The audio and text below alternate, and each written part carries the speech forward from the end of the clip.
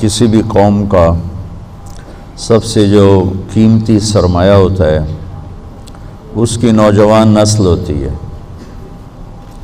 ان کا بگڑ جانا ساری قوم کو تباہ کر دیتا، ان کا سدھر جانا ساری قوم کو ترقیات کے زینے تک پہنچاتا، بلکہ اوپر تک پہنچاتا ہے. اور یہ عمر اللہ کے ہاں بھی ایسی ہے کہ اس کے بارے میں خاص طور پہ الگ سوال ہوگا. لا تزول قدم عبد، قیامت کے دن آدمی اپنی جگہ سے ہل نہیں سکے گا، حتی یسأل عن اربع، جب تک وہ 4 باتوں کا اللہ کو جواب نہیں دے گا. عن عمرہ فیما افناہ، زندگی کہاں خرچ کی، یہ پہلا سوال. زندگی کہاں خرچ کی، یہ اللہ کی طرف سے پہلا سوال. پھر دوسرا وعن شبابہ فیما ابلاہ، جب زندگی کا سوال کیا تو جوانی تو اس میں آ گئی تھی، لیکن اللہ تعالیٰ جوانی کا سوال الگ فرمائیں گے کہ اپنی جوانی کو کہاں خرچ کیا تھا. تو زندگی کا یہ حصہ ہم گزار رہے ہیں، گزار چکے ہیں، آپ لوگ اب شروع کر رہے ہیں، اور اس کے بارے میں خاص سوال ہے. پھر عن مالہ من أين اکتسبہ وفیما انفقہ، مال کے بارے میں 2 سوال ہیں. کمایا کہاں سے تھا، خرچ کہاں کیا تھا.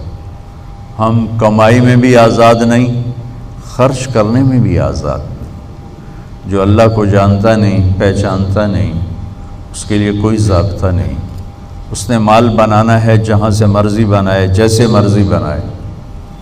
لیکن جس نے اللہ کو سامنے رکھ کے زندگی گزارنی ہے، وہ کمانے میں بھی پابند ہے، خرچ کرنے میں بھی پابند ہے.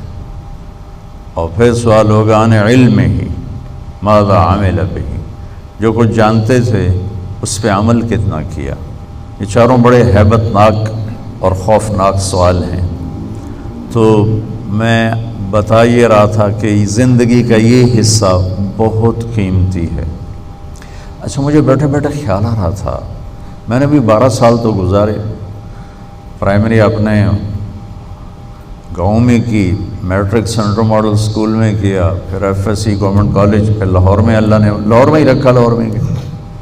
یہ ایسی محفلیں ہمیں نہیں ملتی تھیں، نہ اس وقت اس کا رواج تھا. مجھے یاد نہیں گورنمنٹ کالج لاہور میں کسی کی داڑھی ہو، سوائے ایک لڑکے کے جو ہمیں یہ تبلیغ کا کام اللہ نے اسے ذریعہ بنایا میرے تبلیغ میں لگنے کا. بس پورے کالج میں صرف ایک لڑکے کی داڑھی تھی صرف، اور ایک لڑکے کے سر پہ دوپٹہ نہیں ہوتا تھا. شاید کوئی ایک آدھ ہو، مجھے بہت پرانی بات ہے، لیکن میری یادداشت میں مجھے اس کے علاوہ کوئی داڑھی والا نہیں تھا. اور اقبال ہاسٹل کے درمیان ایک لان تھا، ایسے لان.